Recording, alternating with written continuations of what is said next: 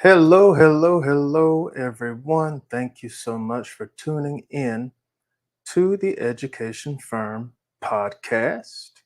My name is Kendall, and we are here to have a conversation about two different stories that I want to tell you about. So take this time now to like, share, even comment, to get the conversation going about what you think I'm going to be saying, and also share it out for other people to see, just to spread the word about what's going on in the world of education. We're going to begin in just a moment. So take the time to like, share, comment, and then we'll begin. I got to do some logistics stuff. So, and then after I take care of that, we will start with the broadcast.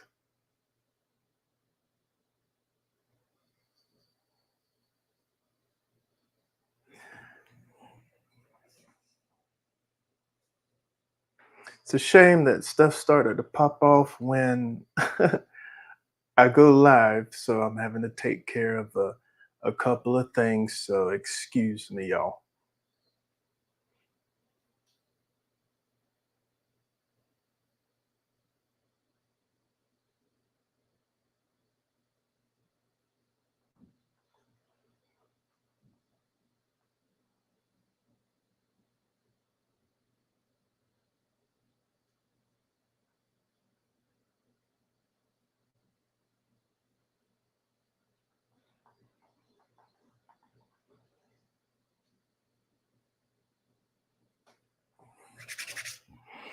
All right, so now we can begin. Hello, Charlotte. How are you? Thank you so much for tuning in. Thank you so much. You're one of my faithful followers. I so appreciate you. Thank you so much. I'm having a hard time here because I'm looking at my computer screen, but my camera is right above me. So my eyes keep dropping to my computer screen versus my camera. So I got to get used to looking at the camera. I had a couple of upgrades. So, so I got to get used to the upgrades, but we're gonna get used to the upgrades here. Hey, Charlene, how are you? Thank you so much for joining. Thank you so much for joining. Charlene is also one of my faithful followers, and I so appreciate you. Thank you so much. Oh, all of these logistical things coming in, man. I tell you, it's a lot going on here. I'm trying to get my feed up so I can see my actual feed on Facebook. But it seems like Facebook is glitching. Y'all having issues with Facebook today? And I was having issues with my YouTube. My YouTube wasn't working, so I was on earlier. And then I got a YouTube error, and then my microphone died. I was like, okay, what's going on, right? All of this kind of stuff is just popping off. Oh, Charlotte is your sister. Oh, now that is cool. Charlotte and Charlene. That's I have a twin brother. That is so cool. My twin brother's name is Kelvin, and we're identical twins. Are you guys identical? That is too cool. That is too cool.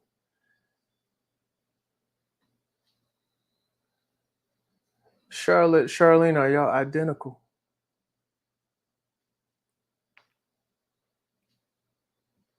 Nice. That's cool. That is so, we're gonna celebrate our 40th birthday next month. So that's cool. I got some twins in the chat. That's awesome. That is so cool.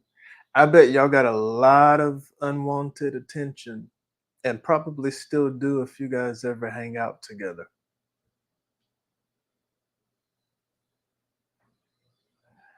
Man, that's cool. That is cool. I love that. I love that. That's cool. Thank y'all so much for watching. I really appreciate it. I really appreciate that. All right, so my comments just popped up on Facebook, but my screen still has my thumbnail there. Oh, and your cancers too. Wow. My birthday is the 8th. Me and my twins' birthday is the 8th of July. 7 days apart. That is cool. That's cool. I don't know what year you were born, but I'll be 40 on July 8th. That's cool. Wow, 64 years old. Wow. I got some wisdom in the chat. I have some wisdom in the chat. That is awesome. Thank you guys for tuning in. Thank y'all so much for tuning in. That's cool. That made my day. Thank y'all. Thank y'all so much. I don't know what's going on with the YouTube. Can y'all see me? Y'all can see me, right? Tony, hey. Y'all can see. Can y'all see me? If y'all can see me, I'll go. Okay. Y'all can see me. I'll go ahead and begin. I don't know what's going on with my feed on my Facebook. When on my phone, I don't understand why I can't see myself on my phone. Let me check my other phone and see what the deal is. I don't understand. It's like I'm having all kinds of glitches today. Okay, I can see myself there. All right. Oh, so okay, now it decides it wants to pop up. I'm having all kinds of anyway, take a deep breath and just go with the show. All right, let's get it going. All right, so there was a 9-year-old little boy in Detroit that was left on the school bus. Left on the school bus, and his normal time of getting home is 3:45 in the afternoon. He did not come home, or I should say he was not found until 9:30 in the evening, and he was not found by the police. He was not found by the school, but he was found by his grandmother and his brother, who went looking for him. He was left on the school bus asleep.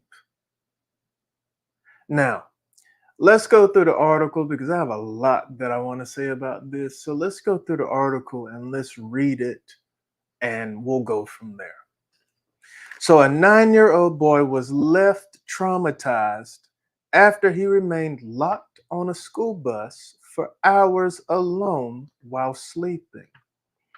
Tashonda Bennett, who is the 9-year-old's mother, said her son, which is a student at the Detroit Service Learning Academy, was found on a school bus asleep around 9:30 p.m. when he is usually home by the time of 3:45 p.m.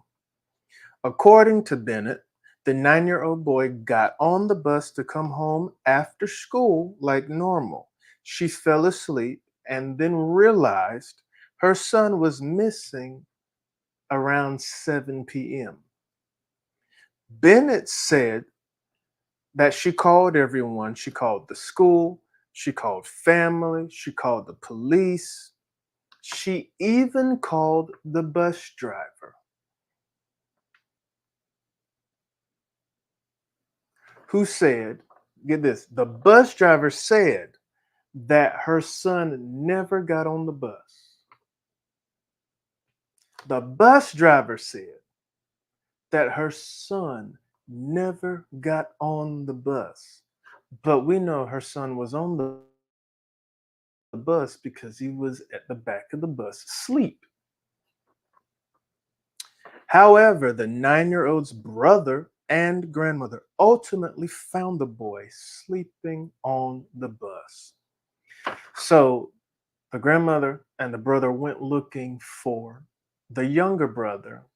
Obviously, they looked everywhere, so they decided to go check out the school and the bus that the child was sleeping on. Talk about instinct, right? The police didn't find my child. The school didn't know where my child was. And my son's brother and grandmother found my son sleeping on the bus at 9:30 p.m. And you know those little escape hatches that are at the top of the bus? Because the bus was locked. So the brother climbed up on the school bus to open the escape hatch to pull his little brother out because the bus was locked. Now, the brother said that the 9-year-old was asleep, and then he woke up due to the banging on the window so he could get his attention. The younger brother started to cry and started to panic and realized that he was trapped on a bus and it was dark. So the police and things got involved. They confirmed the incident with the police. Now, this is something that the police had to say. It takes the police and it takes the community acting together in this situation. My officers collaborated with the grandmother. The grandmother went to one location while the officers were handling business here. Now, Tashonda, which is the 9-year-old's mother, believes that the bus driver did not do a walkthrough at the end of the route when they returned back to school. It's clear, right? Super clear that the bus driver did not do a walkthrough. Because if the bus driver did do a walkthrough, her son would have been found sleeping on the bus.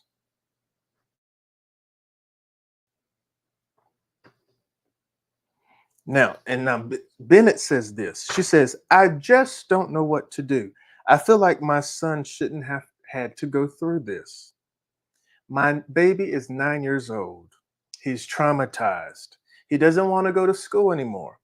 He's afraid to even get back on the school bus. I feel like the school failed us. Yes, the school did. And it was her other child and the grandmother that found her son, not the police, not the school. And the bus driver had absolutely no idea. Now, we don't know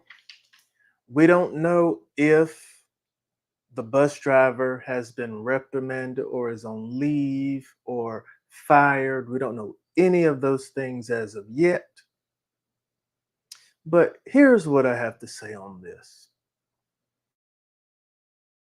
Most times, I know from what I've seen, when a bus driver begins their day driving the bus, before they even start the bus, they do a walkthrough to make sure there's nothing going on or in the bus or whatever before they sit down and start driving.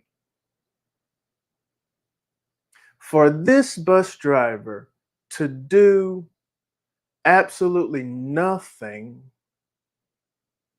obviously the bus driver did not do a walkthrough at the end of the route, just returned back to the school, didn't check for anything. Most time bus drivers after the end of the route, they sweep and they clean up the bus and all of that. Obviously the bus driver didn't do any of that either. Now, for the negligence of this bus driver does not need to drive a bus anymore. This bus driver needs to be fired. Because you got to think of the severity of this situation. This is somebody's child now that was left in the care of the bus driver by way of the school. How are you going to be so careless and so neglectful with somebody's child? Granted, it was a situation like this, but it could have been way worse. And you can account You have no account for someone's child that rides your bus. Nobody can account for this 9-year old that went missing for about 5.5 or so hours after school. If, if I was Tashonda Bennett, that school would be having a lawsuit. I will also sue the bus driver because this is absolutely ridiculous. Now, the superintendent, D'Angelo Alexander, said that the district is addressing this matter with the staff involved, and additionally, we will be conducting a thorough review of our policies and procedures to ensure that our practices are aligned with the highest standards in the transportation industry. Now, obviously, we know that this child was African American. You can tell by the name. I mean, the name of the mother, right? Tashonda. What if this bus driver was not someone of, hold on, y'all, somebody's calling me. Jesus Christ. Hello? Uh huh. Oh, okay. I'm on live.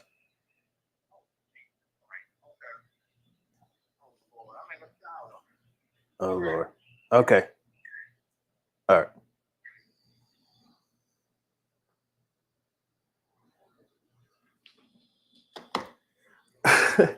A lot of stuff going on, y'all. Teresa, thank you for joining. Denise, thank you for joining. Thank you for watching. This is an interesting live. How you guys, a lot of my other jobs are coinciding with this live, so you're seeing a lot of stuff going on. But yeah, this story, this bus driver does not need to be working, does not need to be driving any buses at any school district whatsoever. All right, so that's enough of this story. Now, this story is something that you guys know that is very dear to my heart as relates to bullying, right? This particular story is about a high school disabled student who was a female who was bullied by, or who is bullied by 6 girls. Now, this article is pretty lengthy, but I'm going to touch on certain parts. I'm going to touch on certain parts of it. I'm just going to, give the detail of it. It's very, it's very disturbing. I'm going to say that. Very disturbing. So, to start off with, this happened in Phelps, New York. Phelps, New York. All right, so I'm going to begin reading here. Allegations of bullying and sexual harassment are emerging from are emerging from Mid Lakes High School in Ontario County, New York. The details are surfacing in a new lawsuit filed against the Phelps Clifton Springs Central School District. The civil suit alleges that a group of students, those 6 female students, physically attacked another student that has learning disabilities, and they've done it several times. No student should go through even one of the bullying incidents that Janie, which is not really her name is undisclosed, so they're giving her the name of Janie Doe. No student should go through even one of the bullying incidents that Janie has gone through, let alone the plethora of experiences that she has. said the student's attorney, Morgan Levy. Now, she suffered abuse at the hands of 6 girls, right? And let me tell you how the family found out about this, how the family found out the extent of the bullying. The family realized that someone had posted Janie Doe's address on some sort of website. I take it was a prostitution website, some sort of website that, produces sexual activity. And they made it seem like she was requesting to meet other men.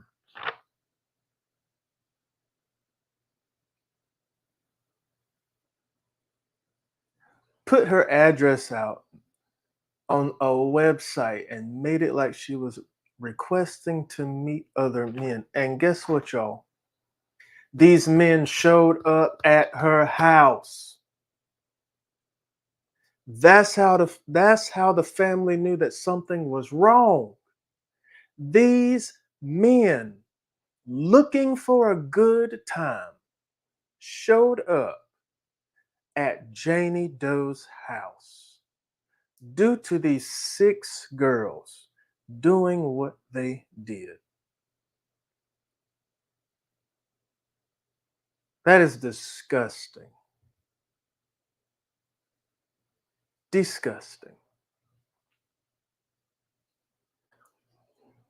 Now, they did this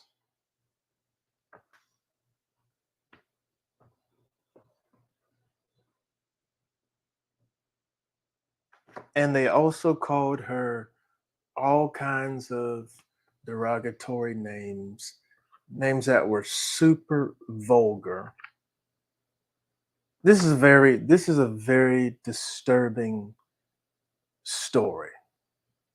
Maureen, yes, they all need to be prosecuted and put in jail. Absolutely. Yes, they do. They all need to be prosecuted and put in jail because this is absolutely disturbing. Absolutely disturbing. And I don't know what the ages of these 6 girls are, but they are high school students. I know in some states, teenagers can be tried as adults. I don't know if New York does that. Now, she's also, not only did these random men come to her house, she was also bombarded with death threats and even physical violence. The attorney goes on to say this: my clients actually specifically reported to the school that she was concerned that her daughter would be jumped in a particular location and said, can we please change her schedule so that she will not be in this location with these bullies? That was not permitted. That's what the attorney said. And then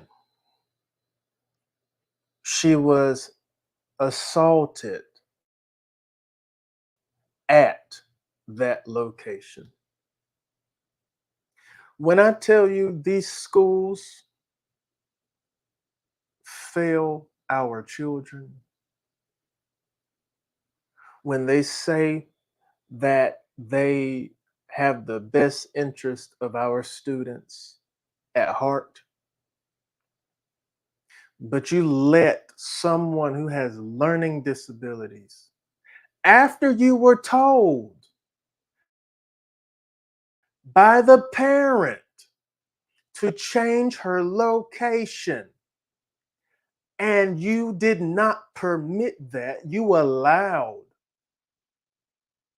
Janie Doe to be attacked at the very location that her mother told you to change.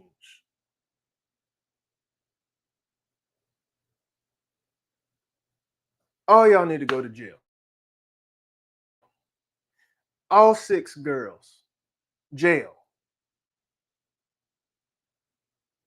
And I agree with the mother. Lawsuit against the school. Absolutely. Lawsuit against the state of New York. Absolutely.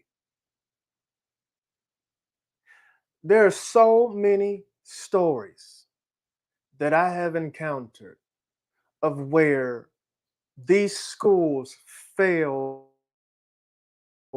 the children. This first story I did, the school failed the 9-year-old little boy.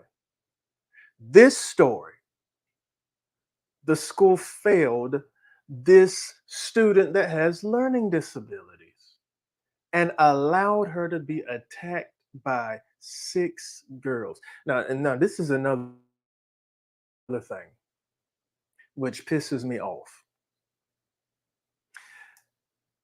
The fact that you have to pick on a student that has learning disabilities says a lot about who you are. Why are you picking on someone who is disabled? Tell me that. What do you get out of picking on someone who has learning disabilities and they can't defend themselves? How would you feel if you were in the position of Janie Doe and you were attacked on several occasions?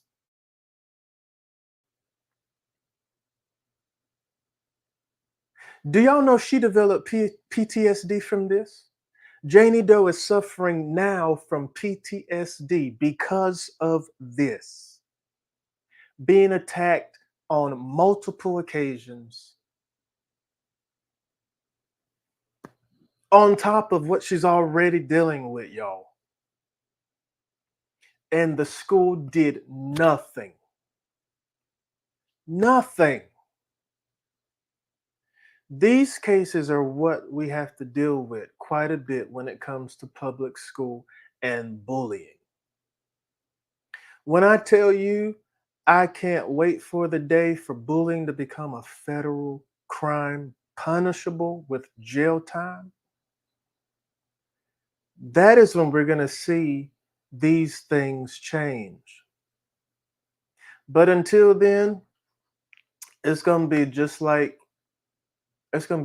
these school shootings. They're going to keep happening. These incidents are going to keep happening because no one is doing anything about it. And these places have anti bullying laws and they do not act on them. What is the point of having anti bullying laws and procedures and you're not going to follow through with them?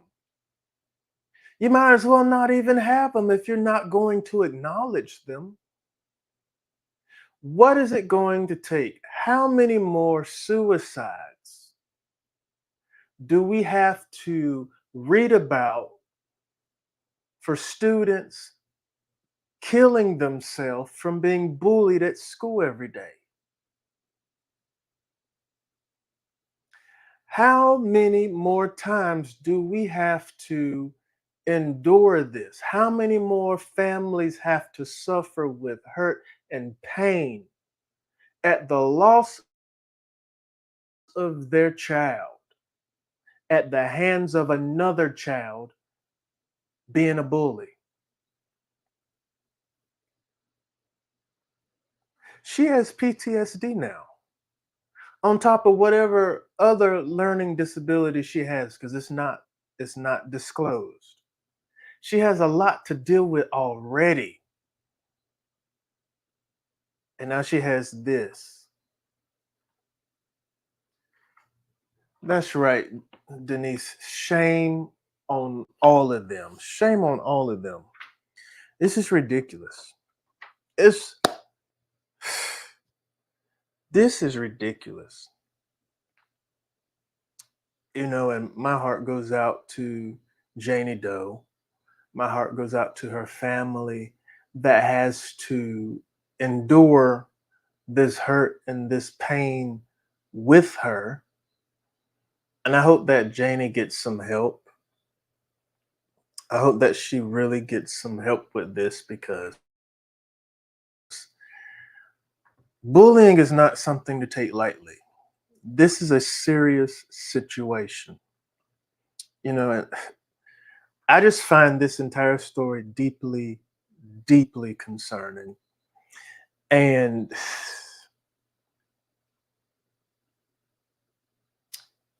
it just highlights a lot of things that's wrong with our public school system. It highlights a lot of things that's wrong with our public school system. You know,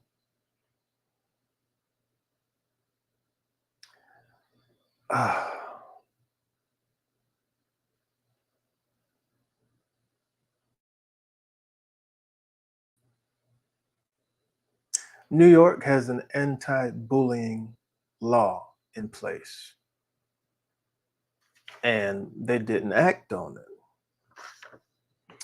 Now, in Phelps, New York, anti bullying laws are governed by the broader state regulations outlined in the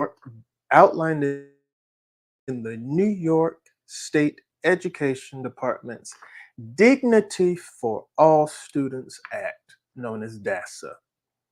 This act aims to provide a safe and supportive environment free from discrimination, intimidation, harassment, and bullying of all public and excuse me, uh, yes, this act aims to provide a safe and supportive environment free from discrimination, intimidation, harassment, and bullying for all public elementary and secondary school students. Is that so? You didn't follow through with DASA. So you might as well throw DASA in the trash. What good is DASA if Janie Doe is enduring this much pain and anguish when she goes to school every day? She's attacked, she's verbally abused. She had her address put on the World Wide Web so that men could go to her house and ask to see her and do whatever they wanted to do with her in an inappropriate manner. And you think this is okay? You think that having six girls in your school bullying this student that has learning disabilities is okay? And I know for certain that this mother had to be out to that school several times before she decided to do a lawsuit, and y'all did nothing. Absolutely nothing. I'm going to read this about DASA one more time so we can be really clear about what they say that these laws do. In Phelps, New York, anti bullying laws are governed by the broader state regulations outlined in the Jesus, I always get tongue tied. Let me start over. In Phelps, New York, anti bullying laws are governed by the broader state regulations outlined in the New York State Education Department's Dignity for All Students Act, known as DASA. This act aims to provide a safe, supportive environment free from discrimination, intimidation, harassment, and bullying for all public elementary and secondary school students. That is an whole entire lie. Because if that were true, when Janie Doe's mother came out to that school on the very first incident, there wouldn't have been several other incidents to follow.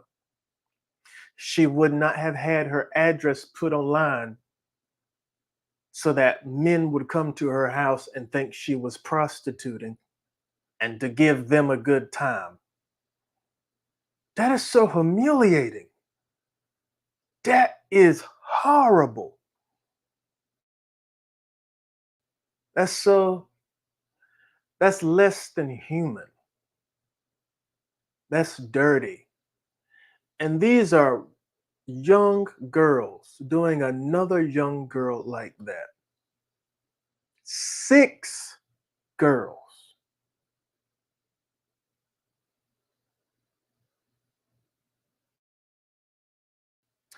This is probably going to be a hard journey.